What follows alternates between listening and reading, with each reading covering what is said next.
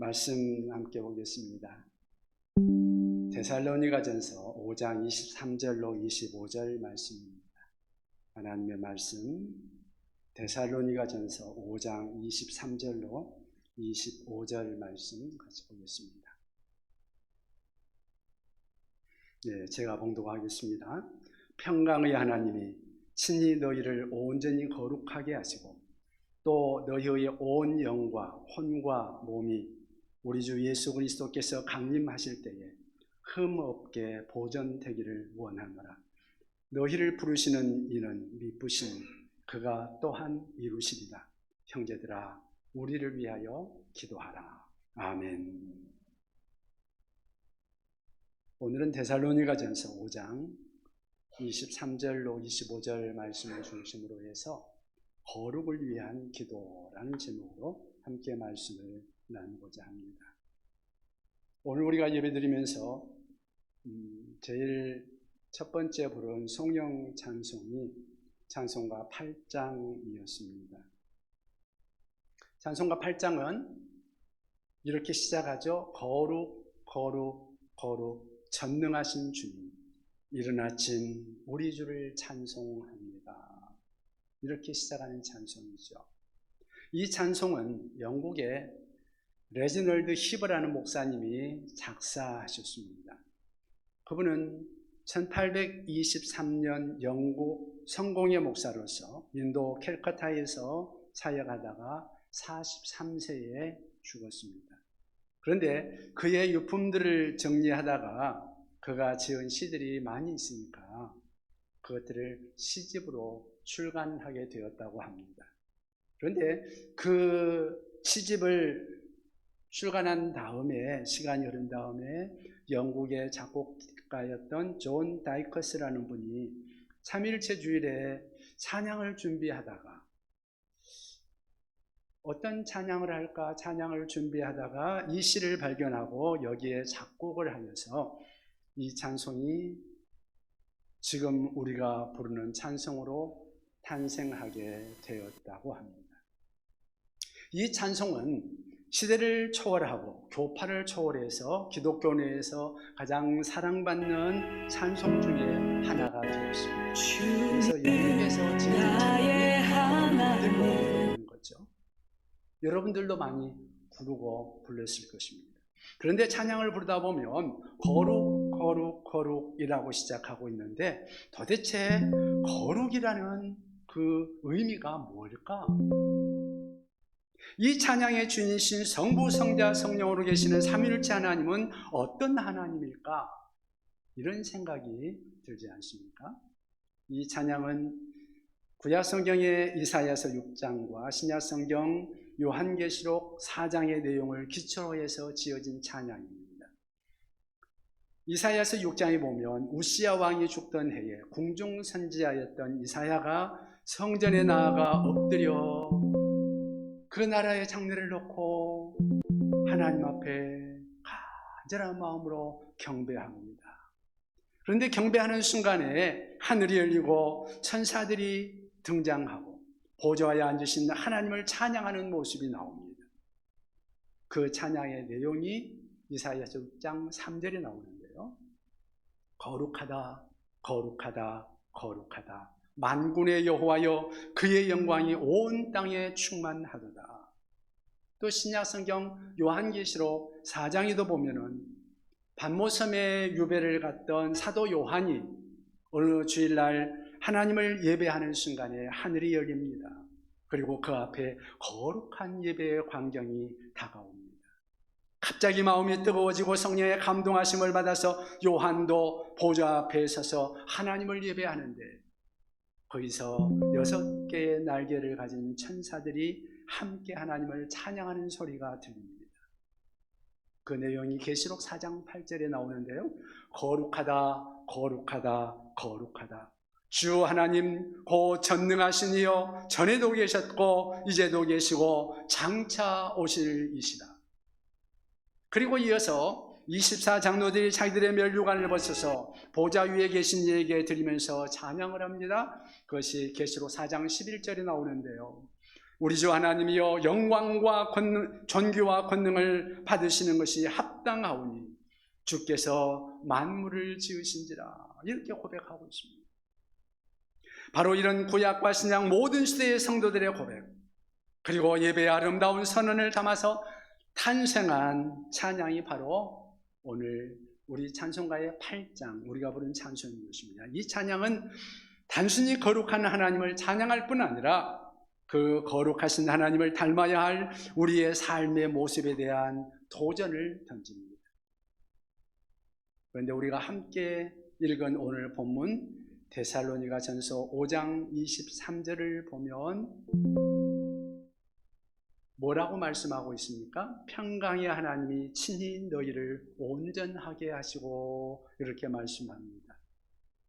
이 말씀으로 시작하는데요, 다시 말하면 거룩을 향한 사람들의 열망, 그 열망을 담아서 바울 사도가 하나님 앞에 하나님 저들을 거룩하게 하옵소서 하고 대신 기도하고 있는 모습을 우리가 볼 수 있습니다. 여기 본문을 통해서 우리가 배워야 할, 깨달아야 할 중요한 진리, 그것은 왜 우리는 거룩을 위해 기도해야 할까요? 하는 것입니다. 우리가 거룩을 위해 기도해야 할 이유, 첫째는 거룩은 하나님의 가장 중요한 기대이기 때문에 그렇습니다. 우리가 거룩해지는 것, 그것이 하나님의 가장 중요한 기대이다. 오늘 본문 조금 앞에 4장 3절에 보면 거룩의 중요성을 데살로니가 교인들에게 이렇게 편지로 보전하고 있습니다. 우리 한 장 앞으로 나가면 데살로니가전서 4장 3절이 나오는데요, 같이 한번 읽어보겠습니다. 4장 3절 같이 읽겠습니다. 하나님의 뜻은 이것이니 너희의 거룩함이라 곧 음란을 버리고. 하나님의 뜻은 이것이니 너희의 거룩함이라. 하나님의 뜻이 뭐라고요? 너희의 거룩합니다. 우리가 성경을 읽다가 하나님의 뜻은 이것이다 하고 말하는 구절은 그렇게 많지 않습니다. 중요한 대목인 거죠. 하나님의 뜻은 이것이다. 하나님의 그 절대적인 기대, 우리를 향한 기대를 말씀하실 때 이런 말씀이 등장하고 있는 것입니다. 예를 들면 요한복음 6장 40절에서 예수님이 하신 말씀이 나오는데요, 요한복음 6장 40절에 예수님이 이렇게 말씀하십니다. 내 아버지의 뜻은 아들을 보고 믿는 자마다 영생을 얻는 이것이니 마지막 날에 내가 이를 다시 살리리라. 여기 아버지의 뜻은 뭐라는 거예요? 예수님이 말씀하시기를 내 아버지의 뜻은 아들 예수를 보고 믿는 자마다 영생을 얻는 것이다. 그러니까 예수 믿고 영생 얻는 것, 우리가 구원받는 것, 그것이 하나님의 뜻이다, 그 말입니다. 그건 하나님의 절대적인 뜻이에요. 절대적인 기대예요. 그 무엇보다 하나님이 가장 중요하게 여기시는 것은 우리 인생들이 예수 믿고 구원받아 하나님의 백성이 되는 것입니다. 그런데 같은 차원에서 하나님의 뜻에 대한 또 하나의 중요한 것이 우리가 읽은 데살로니가전서 4장 3절에 기록되고 있는 것이죠. 하나님의 뜻은 이것입니다. 하나님의 뜻은 이것입니다. 그 다음에 뭐라 그랬어요? 너희의 거룩함이다. 우리가 예수 믿고 구원받는 것, 그것만큼 중요한 또 하나의 하나님의 기대가 있다면 그것은 우리의 거룩함이라는 것입니다. 사실 우리가 예수님을 우리의 구주와 주님으로 믿고 영접하는 순간 우리에게 구원이 이루어져요. 그런데 우리가 구원받는 그 순간부터 우리는 평생을 통한 중요한 숙제를 받습니다. 그 숙제가 뭘까요? 거룩함을 이루어가는 것입니다. 기독교 교리로는 이것을 성화라고 합니다. 성화의 숙제인 것입니다. 다시 말하면 나를 구원하신 주님을, 거룩하신 주님을 닮아가는 평생의 과정, 이것이 바로 그리스도인의 삶인 것이죠. 사실 구원은 넓은 의미에서 거기까지 다 포함하는 것입니다. 우리가 흔히 구원론을 세 가지로 말하는데요, 세 가지로 구분해서 말할 수 있습니다. 첫 번째 단계는 예수 믿는 순간 우리가 죄사함 받고 구원함을 받잖아요. 그것이 첫 번째 단계예요. 예수 믿고 구원받고 우리가 하나님 앞에 의롭다함을 받는 것, 칭의의 단계죠. 예수 믿고 의롭다함을 받는다. 그러나 하나님의 구원의 전망은 여기서 끝나지 않습니다. 칭의, 의롭다함을 받은 사람들에게 요구되는 두 번째 단계가 있는데 그것은 성화라고 하는 것입니다. 우리가 거룩해지는 것, 이것은 평생에 우리의 삶을 통해서 이루어 나가야 할 그러한 과정인 것입니다. 그리고 이 성화가 완성되는 마지막 순간, 구원의 완성의 마지막 순간이 있는데 그걸 세 단계로 말한다면, 세 번째 단계로 말한다면 그것은 우리의 영화의 단계라고 말할 수 있습니다. 우리가 온전하게 거룩하신 주님, 그분을 닮아서 그분의 영화로우심처럼 우리도 영화롭게 되는 것, 그것이 바로 영화의 단계인 것입니다. 오늘 본문 24절에 보시면 바울은 이렇게 말하고 있습니다.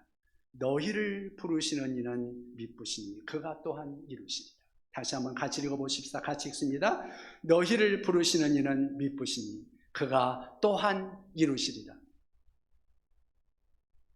우리 안에서 그 일을 이루시겠다는 거잖아요. 자, 하나님이 저와 여러분을 부르셨어요. 그분은 신실하신 분이십니다. 신실하신 주님이 우리를 불렀을 때 우리에게 이루시고자 하는 목적이 있다는 말이죠. 그게 뭐냐고요? 여기에 부르심이라는 단어가 나오는데 베드로전서 1장 15절로 16절 말씀에 베드로가 이렇게 말합니다. 오직 너희를 부르신 이는 부르신 거룩한 이처럼, 오직 너희를 부르신 거룩한 이처럼 너희도 모든 행실에 거룩한 자가 되라. 기록되었을 때 내가 거룩하니 너희도 거룩할지어다. 주님이 우리를 부르셨다고 했어요. 그런데 어디로 부르셨을까요? 거룩한 삶으로 부르신 것입니다. 그리고 우리를 부르신 그분이 거룩하기 때문에 그분을 닮아가는 것이 바로 우리의 평생의 거룩의 과제인 것입니다. 우리가 평생 동안 성화의 숙제, 거룩함을 이루어가는 이 숙제를 감당해야 하는데 그러면 이 숙제가 완성되는 마지막 순간이 언제일까요? 그것은 23절 표현에 등장하고 있죠. 뭐라고 말하고 있어요? 우리 주 예수 그리스도께서 강림하실 때에, 우리 예수님이 다시 오실 때, 그때까지 우리 영도 혼도 몸도 모두 흠없이 보존되기를 원한다, 그 말씀입니다. 바로 그분이 다시 오시는 그때 성화의 숙제가 완성되는 순간, 영화롭게 되는 순간이죠. 그러니까 그때까지 우리 평생의 숙제를 우리가 해나가야 하는 것입니다. 평생의 숙제, 우리가 구원받은 그 순간부터 주님을 닮아간다. 그 거룩하신 주님을 닮아간다. 그런데요, 우리가 일관성 있게 주님을 닮아가는 것은 아니죠. 사실 어때요? 때로 우리는 주님을 향한 시선을 잃어버릴 때도 있잖아요. 때로는 우리가 믿음에 방황할 때도 있잖아요.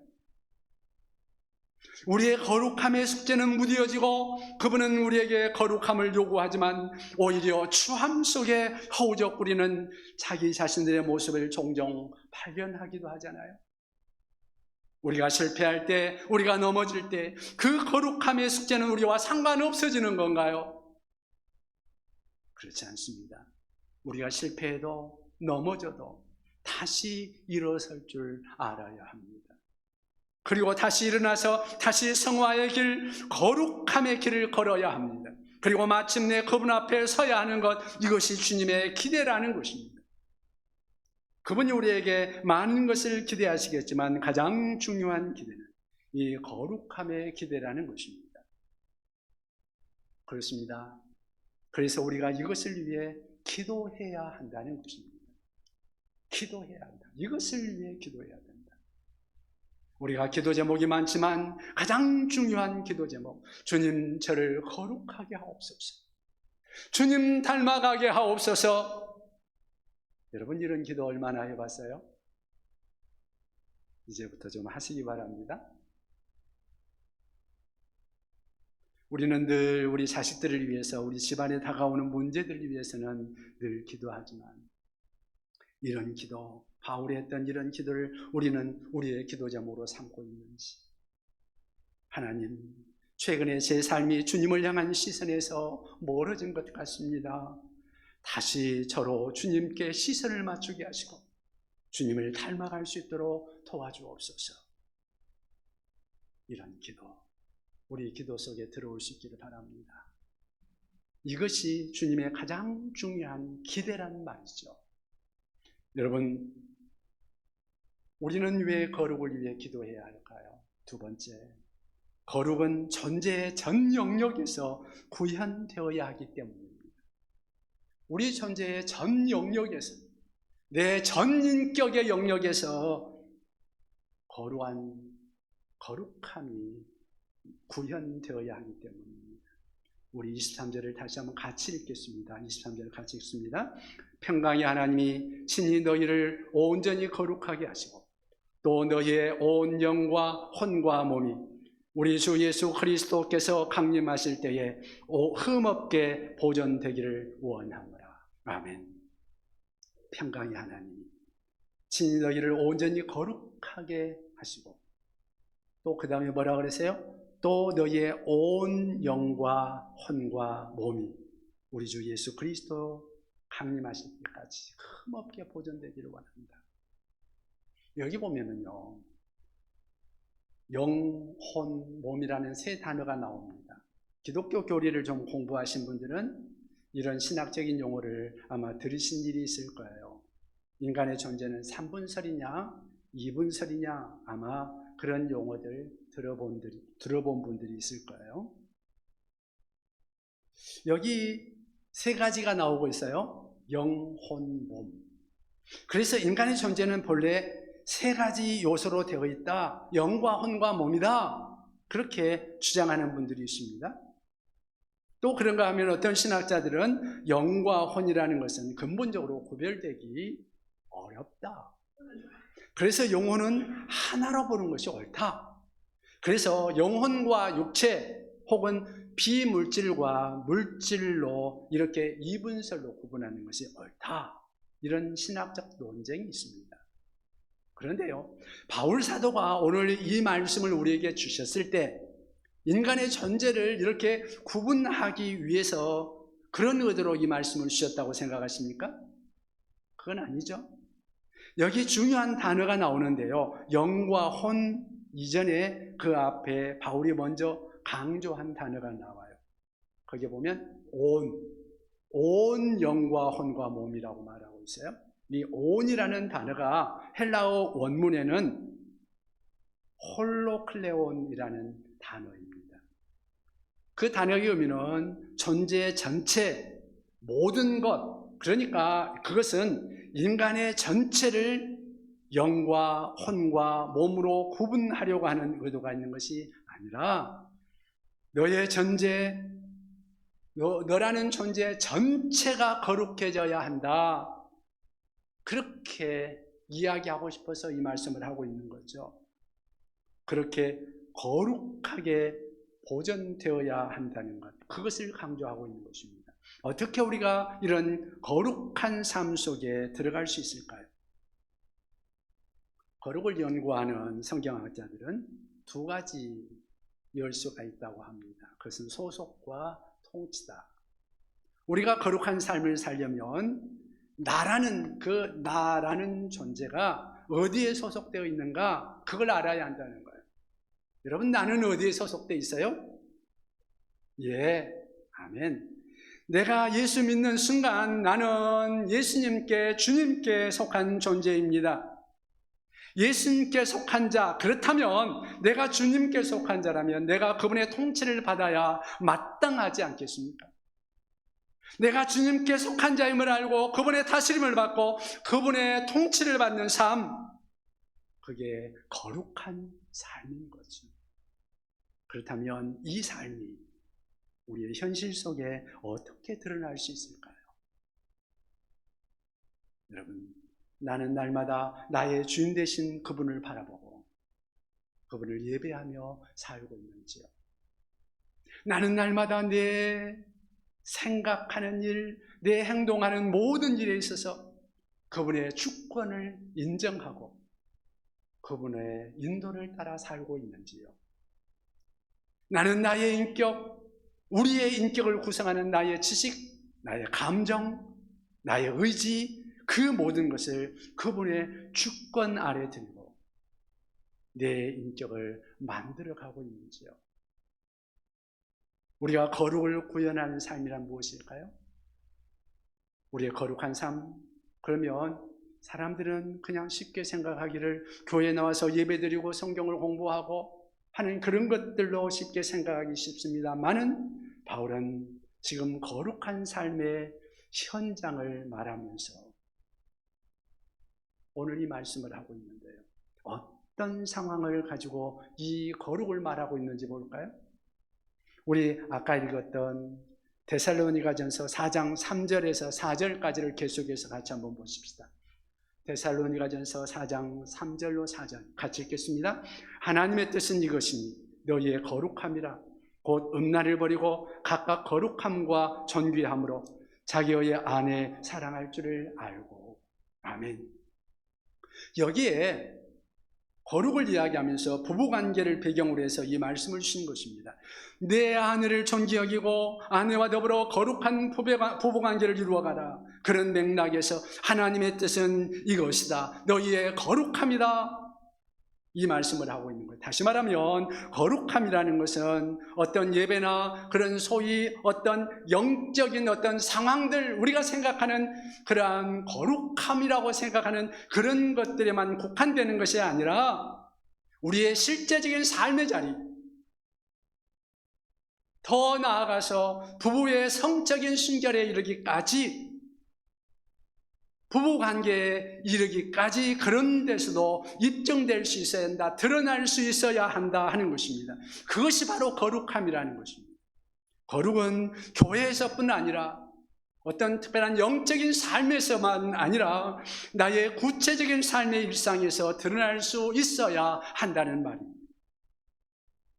우리가 예수를 믿는 순간 우리는 하나님과 언약 관계 속에 들어갑니다. 그리고 우리는 하나님의 언약의 말씀을 날마다 하나님이 주신 말씀들을 읽어요. 그게 신약 성경과 구약 성경이지요. 그리고 그분과 그 관계 속에서, 하나님과의 관계 속에서 살아갑니다. 그분과의 약속, 그분의 기대에 따르는 그러한 삶, 모든 삶의 영역에서 그분과의 신실함을 지키는 것, 이 거룩함이 우리의 삶 속에서 이루어지고 있는가? 우리의 삶의 모든 영역 속에서 이루어지는 거룩함, 그것이 하나님의 기대라는 것입니다. 그것을 이루어갈 수 있는 우리가 될 수 있기를 바랍니다. 여러분, 우리는 왜 거룩함을 위해 기도해야 할까요? 세 번째, 거룩은 하나님의 도움으로만 실현될 수 있기 때문입니다. 누구의 힘으로요? 하나님의 도우심입니다. 내 힘으로는 안 돼요. 내 노력으로는 안 돼요. 그분이 도와주시지 않으면 거룩해질 수 없다는 것입니다. 거룩이라는 주제를 연구하는 신학자들이나 영성가들이 두 가지 상반된 주장을 하기도 합니다. 한 입장은 뭐냐면 우리가 구원받은 것은 하나님의 전적인 은혜지만 구원받은 이후에 거룩함을 이루어가는 것은 전적인 인간의 책임이다, 나의 책임이다, 나의 노력에 달려있다, 그렇게 주장하는 분들입니다. 그런가 하면 두 번째 또 다른 입장이 있는데요, 구원이 전적으로 하나님의 은혜인 것처럼 성화도 거룩함도 전적으로 하나님의 은혜다, 은혜 없이는 우리는 절대로 거룩해질 수 없다. 우리 교단에 따르는 주장이기도 하고요, 제 입장이기도 합니다. 그렇다면 구원이 은혜인 것처럼 성화도 하나님의 은혜라면 하나님이 다 하시고 우리는 아무것도 할 일이 없지 않아요? 그렇게 반문하는 사람들이 있겠죠.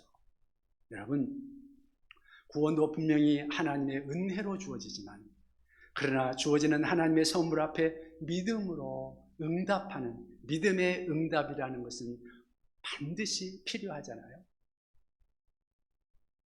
구원이 하나님의 은혜입니다. 그런데 여러분 믿지 않고 구원받을 수 있습니까?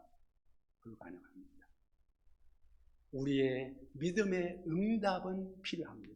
구원은 하나님이 선물로 주시지만 그 주신 선물을 우리가 믿음으로 받아들여야만 그 구원은 나의 구원으로 되는 것입니다.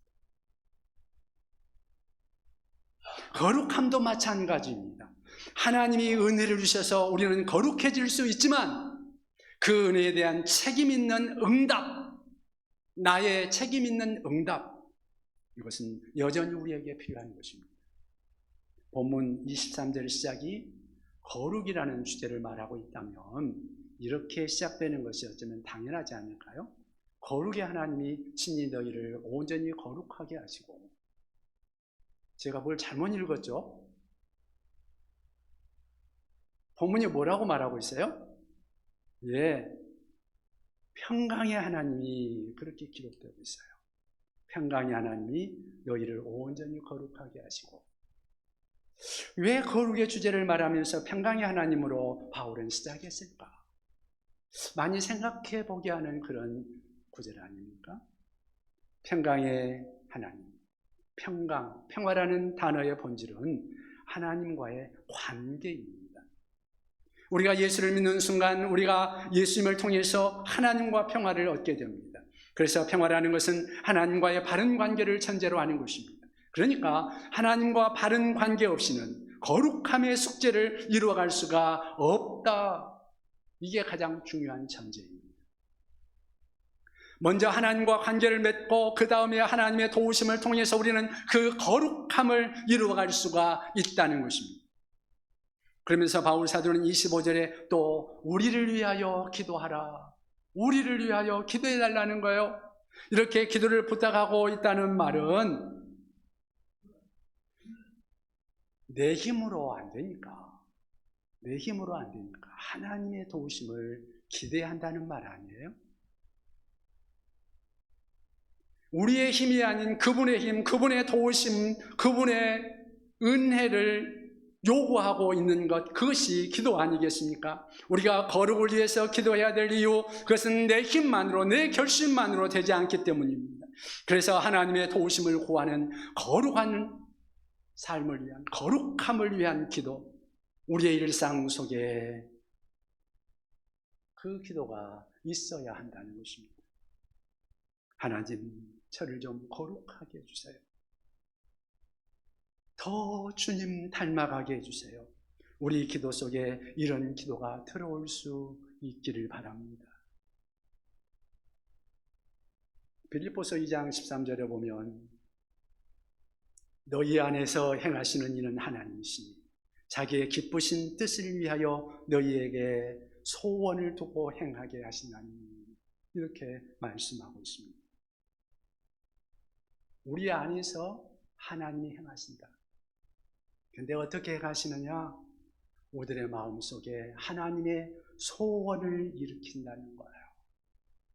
내 안에 마음속에 소원을 일으키고 그 소원 중에 우리 하나님께서 거룩하게 살고 싶다, 주님 닮고 싶다 라는 그 소원도 일어나게 한다는 말입니다.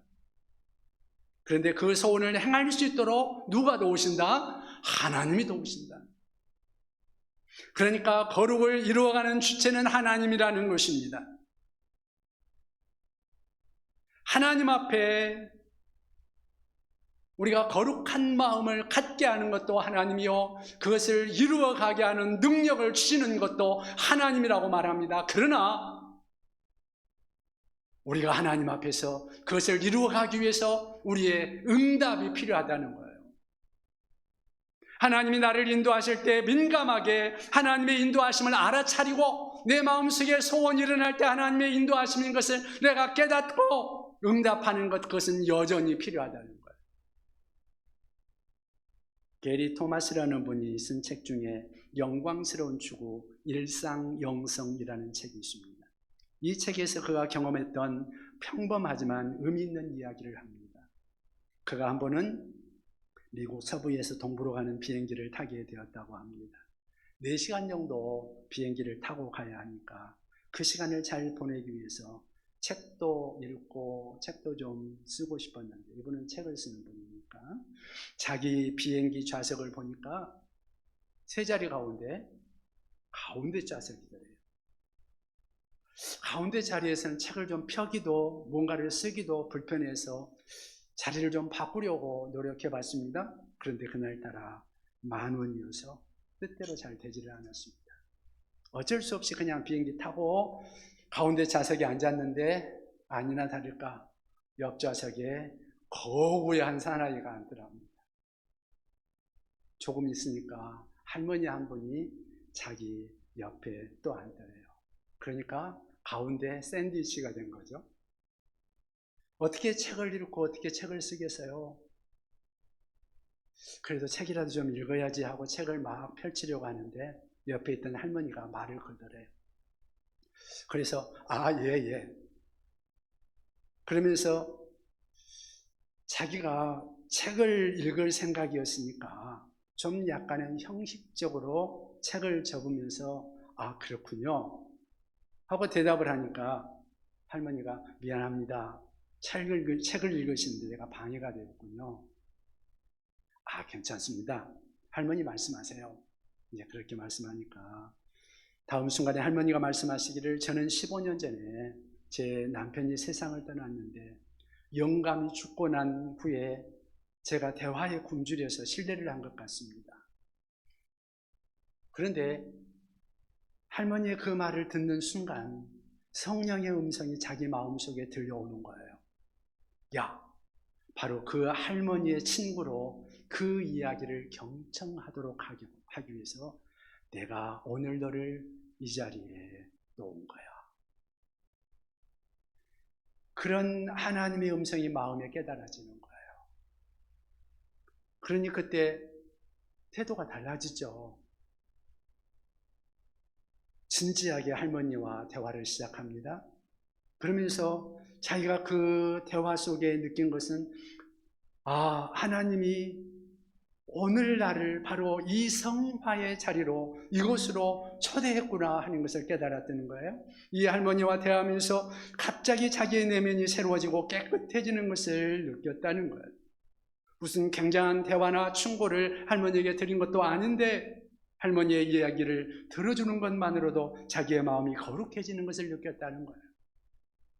여러분, 거룩은 굉장한 사건이 아니라는 것입니다. 우리가 예배의 자리에 나와서 거룩한 폼을 잡고 찬양할 때 그럴 때만 거룩을 느끼는 것이 아니라 이런 일상의 삶의 자리, 누군가와 이야기를 나누며 경청해주고 또 그 곁에 앉아있는 그 자체만으로도 우리는 하나님의 임재를 체험할 수 있다는 것입니다. 게리 토마스는 거기에 함께 하시는 하나님, 성령의 임재를 체험했고, 그리고 4시간이 자기를 성화하는 거룩한 자리였다고 고백합니다. 우리가 이런 태도, 이런 마음, 이런 생각으로 우리의 삶을, 날마다 일상의 삶을 살아간다면 우리의 삶은 얼마만큼 달라질까요? 하루 중에서 우리가 경험하는 수많은 사건들, 그 중에 하나님이 함께 하시고 또 그 자리에서 하나님은 여러분과 저의 마음을 만지고 있다는 것, 우리를 바꾸는, 우리를 거룩하게 하는 작업을 하고 계신다는 걸 여러분 기억하세요. 그래서 비행기에서 샌드위치처럼 끼어앉은 그 자리야말로 하나님이 나를 거룩하게 만들기 위해 초대하신 자리였다는 것을 그는 마침내 깨달았다는 거잖아요. 우리의 삶이 이런 하나님의 역사 앞에 좀 더 민감할 수 있다면, 성령의 은혜 앞에 좀 더 민감하게 반응할 수 있다면 우리의 삶의 색깔은 얼마나 달라질 수 있을까요? 지금 여러분의 삶의 자리는 어디에 있습니까?